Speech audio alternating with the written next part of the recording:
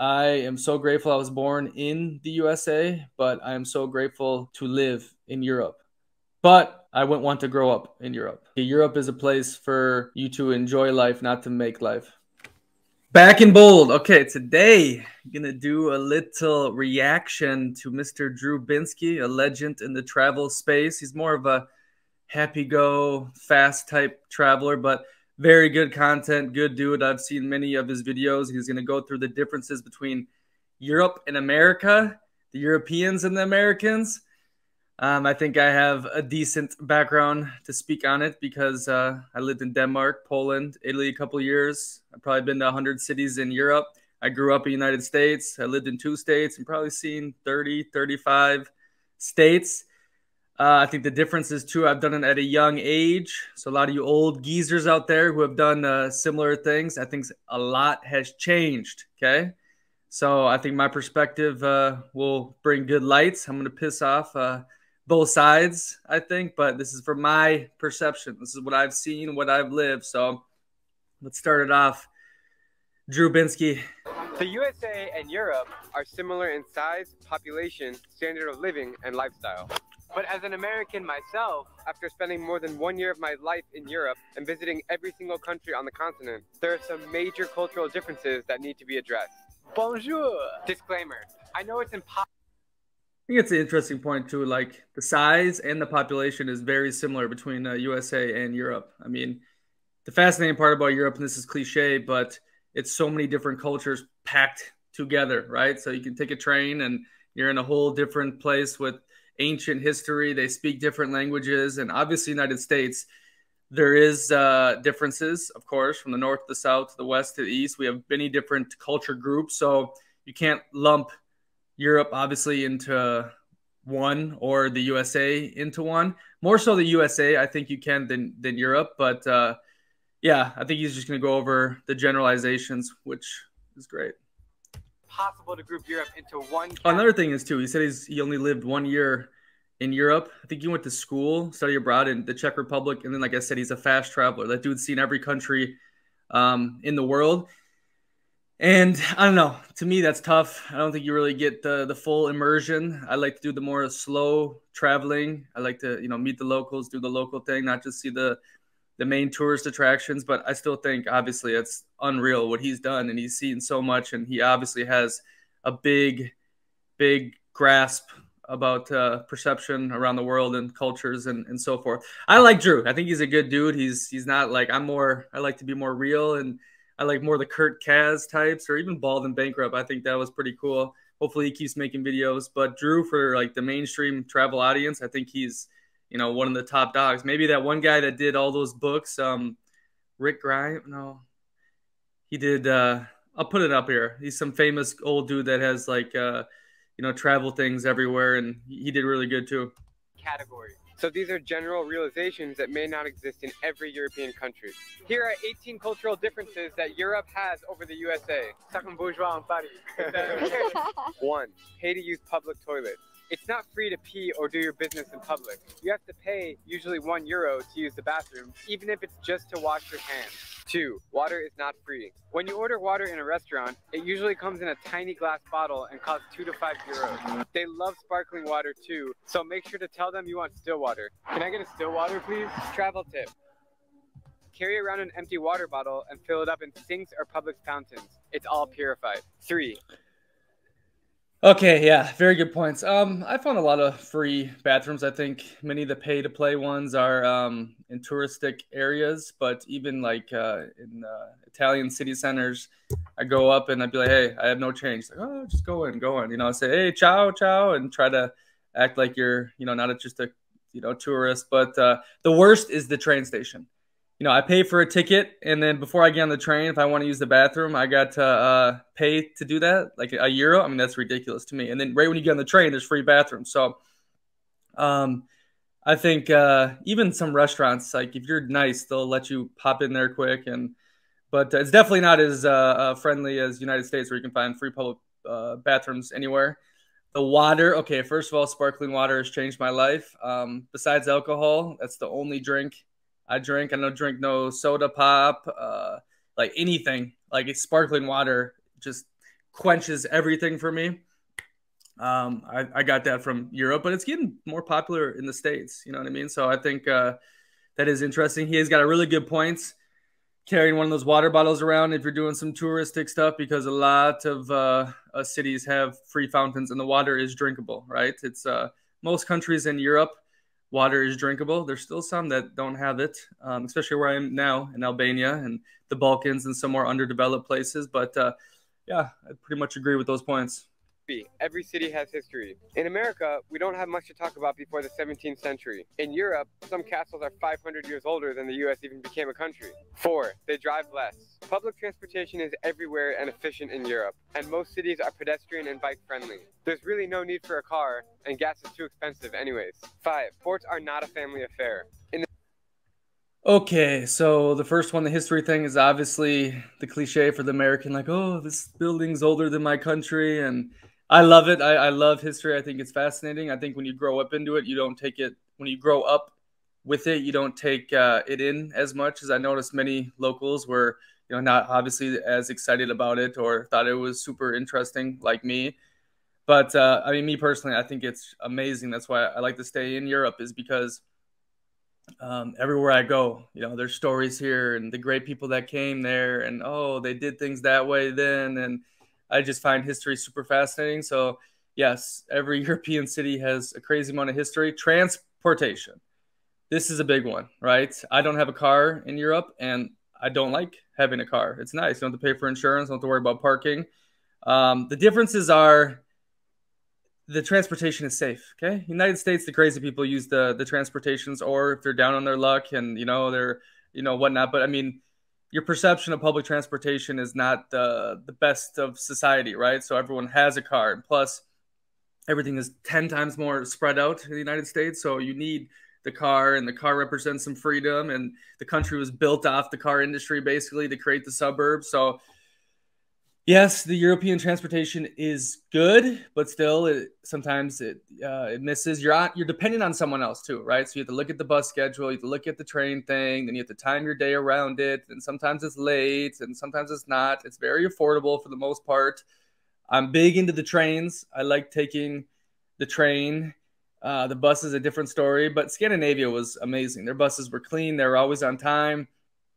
Italy, not as great. Down in the south, not as great, but very cheap. And for the most part, it gets the job done, right? I'm a big proponent of the Bolts, the Ubers, and any of those other applications. The scooter, you rent the little scooter with the app.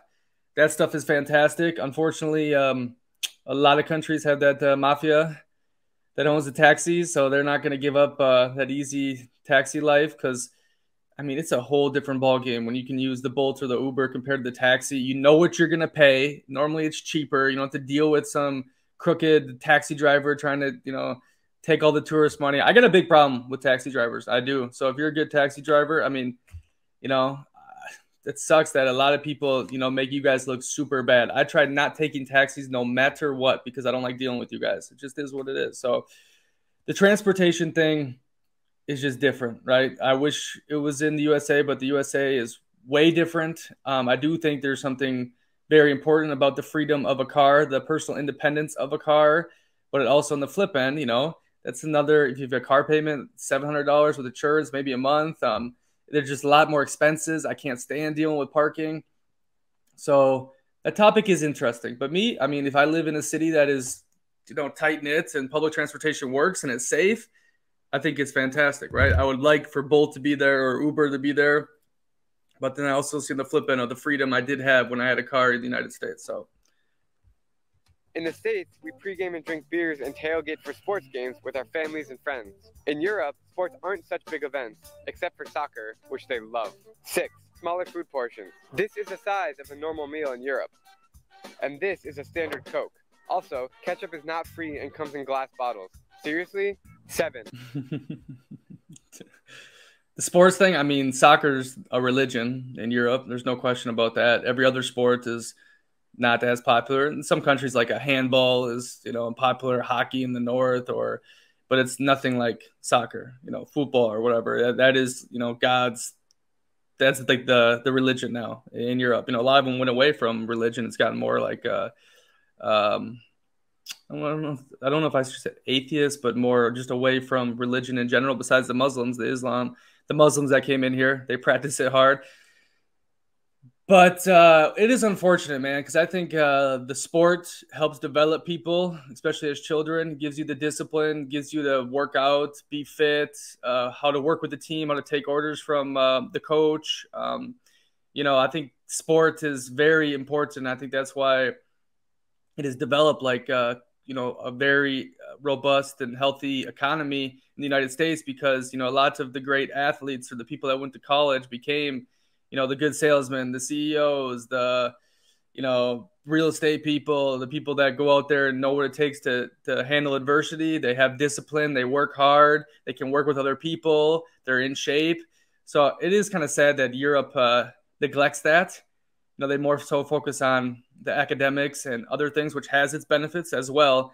But I think that, you need both the body and the brain, right? Some Greek guy said that, like, you can't just be a smart dude. Like it all goes together, right? And I think the USA education's a different story, but the USA does a fantastic job with ingraining sport into people at a young age. And like in Europe, you need to go on club teams to do sport. There's not necessarily many universities or high schools that have sports teams or anything. Like it's all on your own, basically, right? And that obviously deters many people because they have to go out of their way. Their classmates aren't doing it. Their classmates are drinking, and partying when they're 14, 15. And, that I'm doing sports on the weekends and no one even cares. Like, what does the future look like? And then why not I just go have fun with my buddies instead of like in the United States where it's like, no, you do sport. Like, that's cool. That's where the cool kids are and the jocks, right? And you can't drink or you're going to get, penalties. And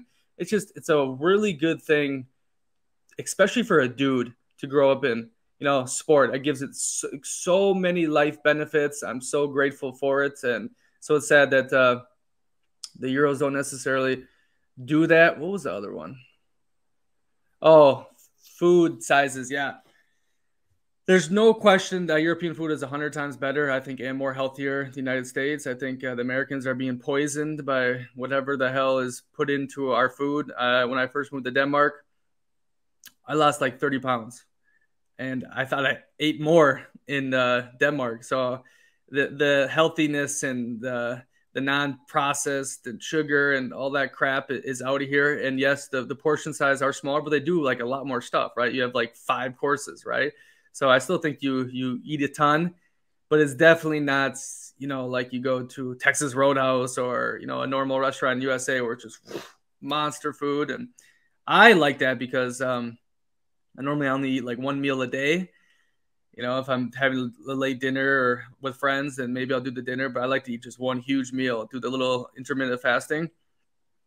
But food culture too, food's religion in the South, especially Italy. Oh my God, it was that was how you do things. If you didn't do it like great grandmother, it's wrong. It doesn't matter. Like, how they preparation, and it is amazing though. And you start diving into it, and I love it. Like I started cooking myself, especially during that quarantine thing when I was in Italy, and it's amazing the food culture in Europe.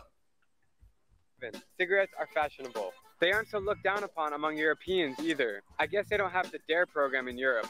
In other words, smoking equals cool. 8, they dress nicer. They don't just throw on basketball shorts, a university t-shirt, and sandals. Sup, dude? They always dress to impress. And about those haircuts. 9, they can speak. Okay, yeah, 2 good points here. Way more smoking in Europe. But the crazy part is a lot of them, it seems, live longer than Americans. I think they did something with what the average age of death, and it was actually quite similar. Maybe this is a couple of years ago, but I don't know. When I started seeing, old grandpas in suits, so that's the next point, walking to the bus station, smoking cigarettes, I'm like, damn, have I been lied to? Are the cigarettes that bad for you? But yeah, so many young people smoke. A lot of them have switched to IQOS, not the e-cigarette, but the other one. And a lot of them roll it too. So I think rolling your own tobacco is definitely better for you than getting the cigarettes with the filter and from the big companies. But I don't think tobacco is good for you. I mean, I was a big cigar smoker in the USA, and then it went to cigarellos, and then my time in Italy, I started smoking some cigarettes. You know, it's amazing with the drink, but I don't recommend it. Don't start it. And it is fascinating, though, how much people really do smoke over here compared to United States. Like United States, it's looked down upon like you're a weirdo, you're a druggie, you're a outcast, right? But in Europe, everyone does, which is, you know, pretty crazy. Dress nice. Oh, I so much appreciate it. Obviously, growing up in the United States, I used to think, you know, those fashion events and all the fashion people were freaking crazy, and this is the dumbest thing ever. But I've developed a great appreciation for fashion, for how you present yourself, for the certain type of clothing, you know, how it fits, just how you, present yourself to the world, your style. The Euros do a fantastic job, but I think the American influence of streetwear is taken over. I see more Jordans in Europe than I did in the United States. I see like, you know, how the Californians kind of dress is like taken over here, or that, you know, the baggy clothes that the Americans started bringing back like the 90s is so popular over here. And it's like, you know, I still see like the older people like dress really nice, especially in Italy. It's just beautiful to see. Like they care about their, you know, how they look and, you know, the way they're dressed. But yeah, I think fashion overall is way better in Europe, but they're copying a lot of American things. The Americans still, you know, create a lot of trends. And another interesting thing is relating back to fashion designers and, you know, those fashion shows that look like this is like a crazy world. I thought the same thing. And then I saw a lovely little Italian girl in Italy, and she was taking fashion history classes and designer stuff or whatnot. And she kind of schooled me on what it's really about and how it's a reflection of culture and it's all these different like history points and why we do this and what it says about this. And I mean, it was just fascinating, right? It really blew my mind and gave me a way bigger appreciation for the art of what fashion is, right? You know, I'm not saying, okay, wear a Versace shirt. Like, no, I don't like brand stuff. I don't like the designer that's just arrogant. Like, I think designer, like the materials they wear are fantastic, right? But there's like small Italian brands that are a fifth of the price that have the same materials, right? Just not the name. That's what I recommend to get is good quality materials that fit you good, because that stuff's going to last for a long time. It's going to look good on you. It's a good investment, right? Than some shitty, you know, $20 shirt from China that'll break next year, right? So like I look at that, like quality things made from, you know, good manufacturer. I'm not really into the whole like oh, it's sourced from vegan or, you know, climate this, and it's like this is all hypocrisy, right? The fast fashion brands, they say all this kind of stuff too, like the Zaras and whatnot, and they're more wasteful than anyone in the world. And you know, fashion, there's a lot of hypocrisy too, no question about it. But and I also think it's an excuse for a lot of these people to sell you like recycled shit just because it's recycled and you still got to pay 200 euros for it. It's like, come on, you're clowning me. Like, this is stupid, right? I don't mind fast fashion, especially when you travel. Like you'll go in the Zara, because Zara is basically the designer look with shitty materials from China and Turkey, right? And you can get some good stuff for like 20 euro. And I just want to wear it for, you know, this trip, or I don't want to, you know, if you're on the road and like a travel suitcase for 3 months, you know, you got to switch up the outfits every once in a while, right? So I don't mind the Zaras. I don't mind those. I don't buy anything that I think is going to be long term, because it's not. It's like for the season. It's for like, you know, 2 months in the summer. I'll wear this shirt a couple times a week, right? But yeah, I appreciate the Euros' sense of fashion, and I wish the Americans would take it more serious, how they present themselves to each other. Speak multiple languages. It's not uncommon to meet Europeans who speak 4, 5, or 6 languages fluently. This beer is very good. Das Bier ist ausgezeichnet. To pivo je výborný. Je to pivo очень вкусné. To pivo je veľmi dobré. Dobre. 10. They recycle more. Metal cans, plastic, paper, bottles. Europeans recycle more and take better care of their environment. In Germany, the government incentivizes you with 25 cents for returning an empty bottle. Empty water bottles can make you rich in Germany. Many Americans seem to throw trash on the streets without thinking about the consequences. 11. Coins actually matter. What was that first thing? Languages, yeah. It's really interesting.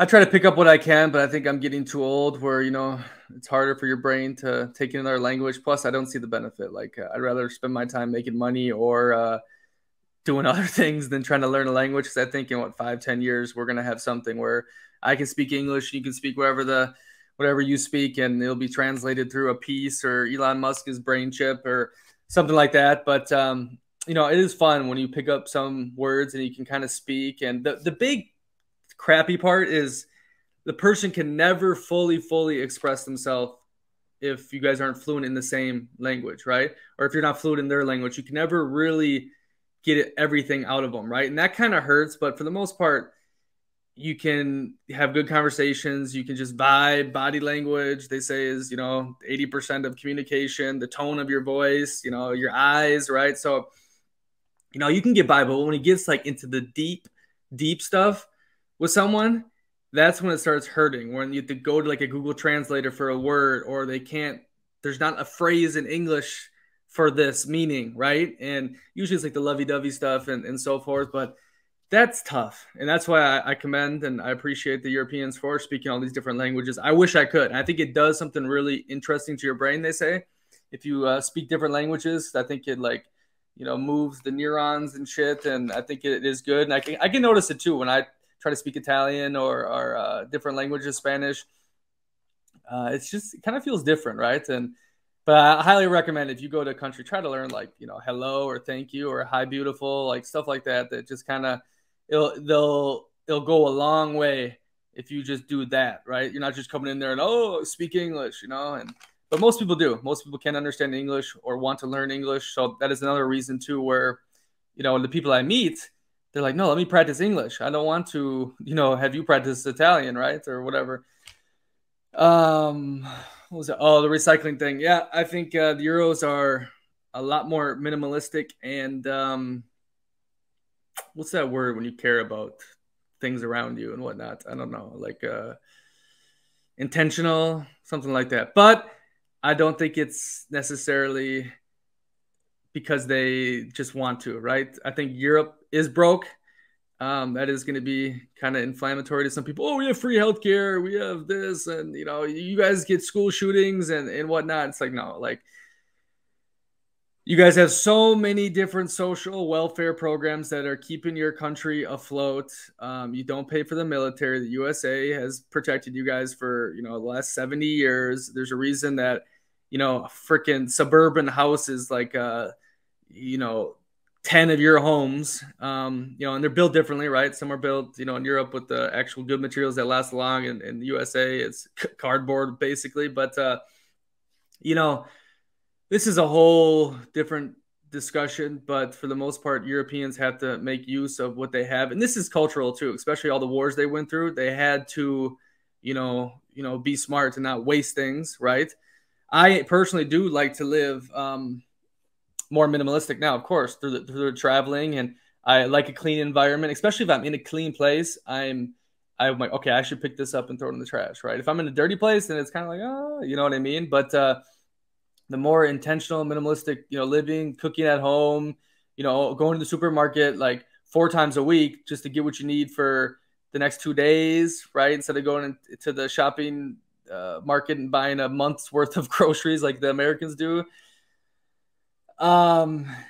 Yeah, like I'm saying it's more necessity than they just want to be. Oh, we care about the environment and we care. They do. I think they're crazy about it. It's what's really screwed them over in this Russia-Ukraine war, because they tried going all the green energy and they're still all ran by, you know, Russian oil. Their manufacturing and infrastructure, but there's just a lot more to why they live in such smaller places. You know, the cities are obviously more compact, not as much land mass spread out. It's just the minimalisticness of the Europeans is not necessarily because, oh, this is how we're going to do it. A lot of times they're forced to do it, and that's just a fact. Don't lose your euros. This handful of coins is 20 euros or 24 US dollars. If these were quarters, it'd be about $3. See the difference? 12. Toilets have 2 buttons. This makes a lot more sense, right? Big ones for poop, small ones for pee, to save a lot of water every flush. Also, bathroom sinks are tiny. It's like for little kids. 13. Electric car.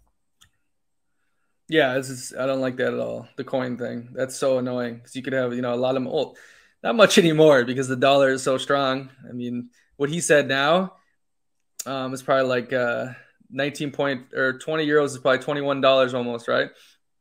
Because the currency's gotten just destroyed. But that is annoying, dude. You could have a ton of money in coins and you lose it, or and I like cash or the credit card. And that's the thing too. They don't use much credit card, right? And obviously the Americans are able to use credit card. Listen to the episode we did, Other People's Money, because of what the banking industry and the Fed and everyone has created for the Americans to literally just get free money, export inflation, use credit like a maniac. There's no opportunity like that in the world to leverage money as you can in the United States. But in Europe, they just don't. Like the rates are probably higher. A lot of them, I think, pay in cash for their homes, or a lot of places in Europe do that, pay in cash for their homes. There's no, mortgage or whatnot. Not saying everywhere.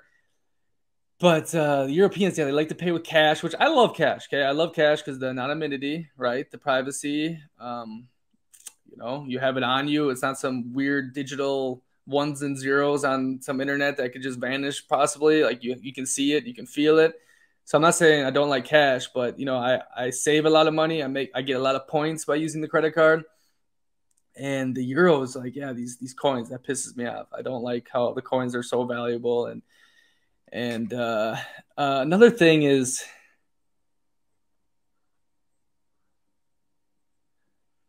many places in Europe, not necessarily in the West, only accept cash, right? Or they don't take American Express, or they take certain credit cards, or there's a fee on there, right? So it's not like as, ooh, here goes my card, boom, pay for everything. But in some countries, that's 100% what you use. You only use the credit card, like mostly in Scandinavia, right?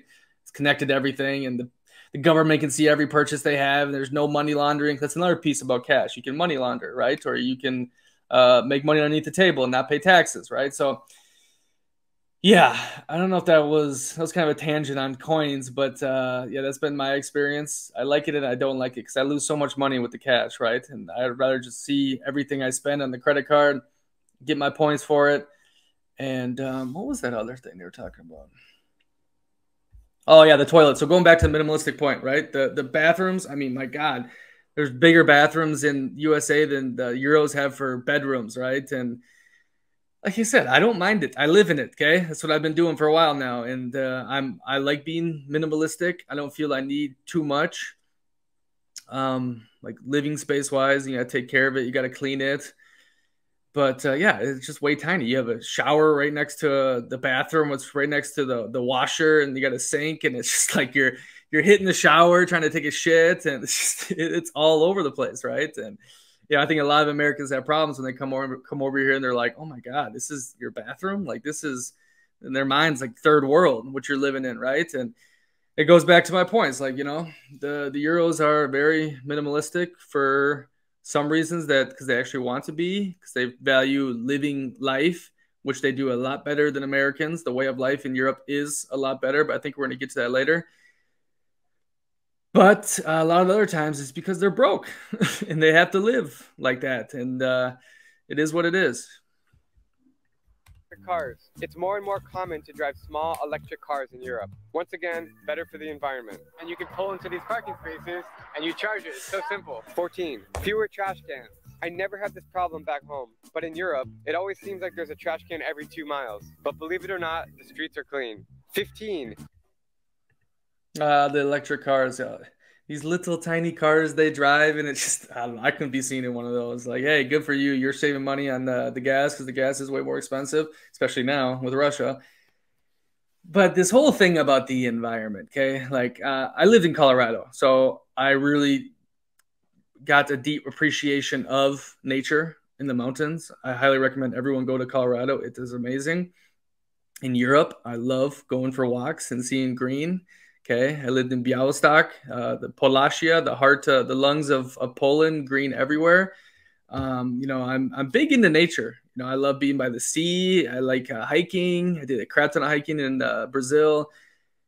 But I think this climate shit is definitely a scam, because you go to Monaco or you go to anywhere in the Mediterranean, you're going to see mega yachts. Okay. And these are the same people preaching, oh, climate, just like everyone says, okay, the celebrities, hey, you need to stop driving your car as much. Well, they take like 10-minute private jets, right? 10 minutes. They didn't want to go through traffic, right? So it's just, to me, there's so much hypocrisy on it that I can't get behind it for that reason, but I could definitely get behind it for like living. I feel way better being minimalistic, being one with nature, not being net negative to the surrounding space around me.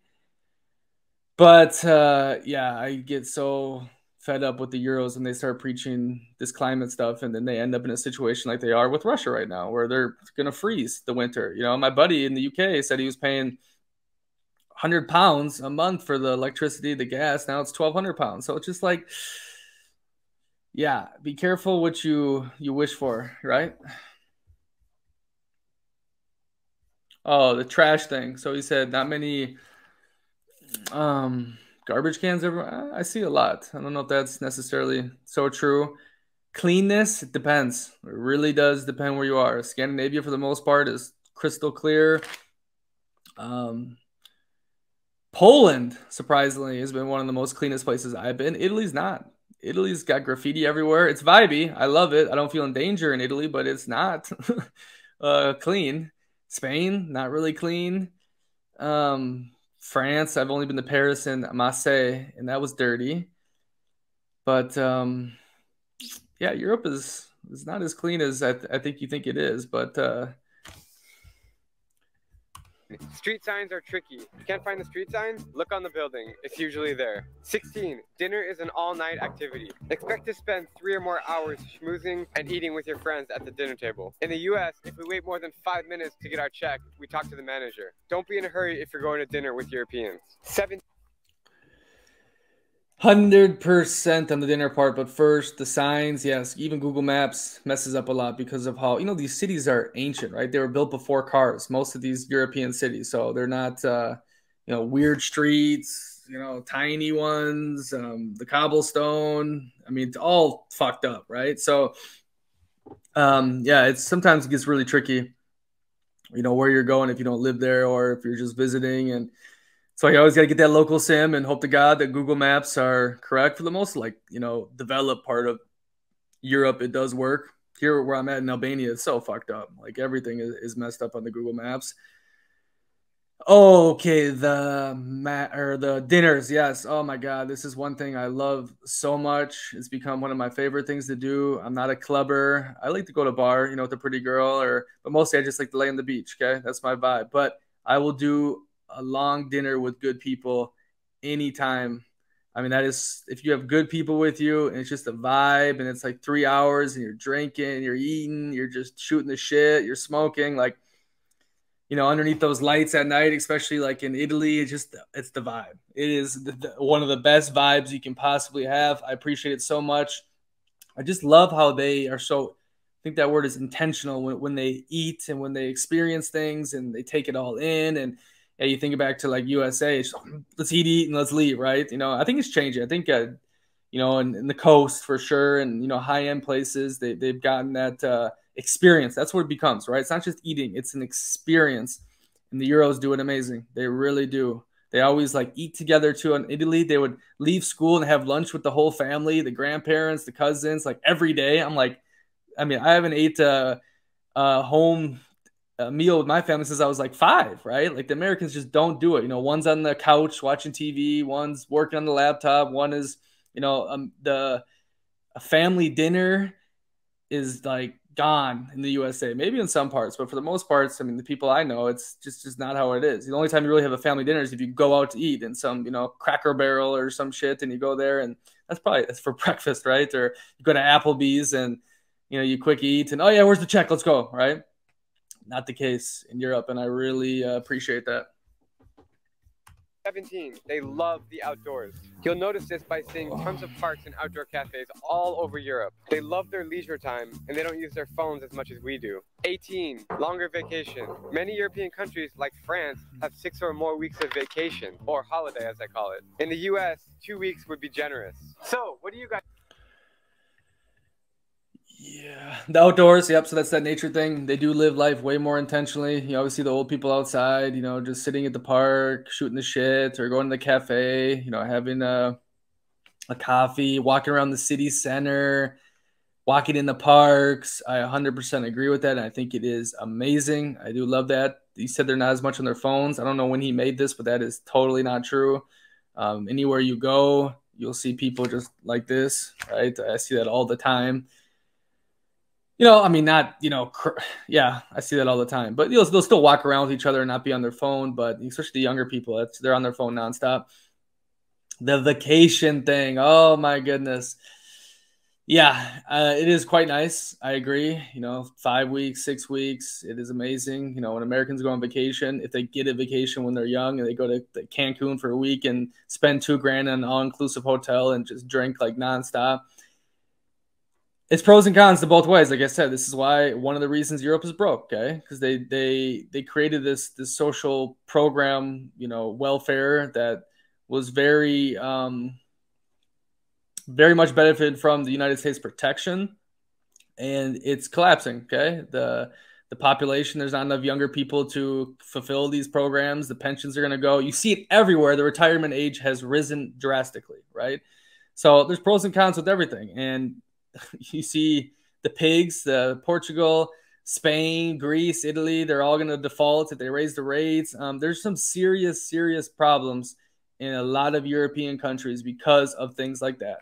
Okay, where this is the Euro life, and we're just going to take everything easy, and we'll show up when we show up, and we'll work. And I'm not saying they're terrible workers. Okay, there's a lot of good business and whatnot, but the mentality is a far cry from what it is in the United States. Okay. But on the United States end, it's to the extreme. And I've always said this, the United States is the land of extremes for good and for bad.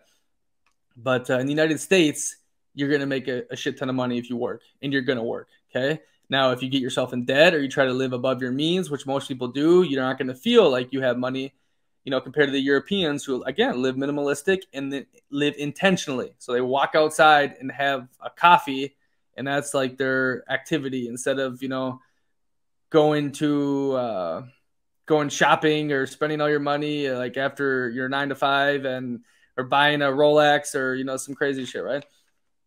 So do I see these little long vacations happening in the future? I don't know. I really don't. I think it's gotten very bad in many places in Europe. Surprisingly, the last 4 years, I think Poland has been the most up and coming country I've seen. This is where I see people actually having families, not worried about they're buying homes at a young age. It's safe. They have good life too, but they're working. And I compare it to the Italies and the Spains, and it's just scary times ahead for the Euros. I hope them the best, but I think it comes down to this. If you can take the American mindset and live the Euro lifestyle, take the American opportunity, exploit it, gain from it, and spend it in Europe or live the European quality of life, I think you're living La Dolce Vita. And if you really want to top it off, you do this in a third world paradise, okay? A third world paradise, I mean some, exotic beach location that is safe. Because then, you're making the most money, getting the most opportunity, the most delusionally confident, you're living this intentional, minimalistic, happy life that focuses on what matters in life, the Euros, and then you do it for just dirt cheap in some paradise on the beach. I think that is the real trifecta. Yeah, like I said, I am so grateful I was born in the USA, but I am so grateful to live in Europe. But I wouldn't want to grow up in Europe. Okay, that pretty much explains all of this when it comes to minimalism, culture, so forth. I think Europe is a place for you to enjoy life, not to make life.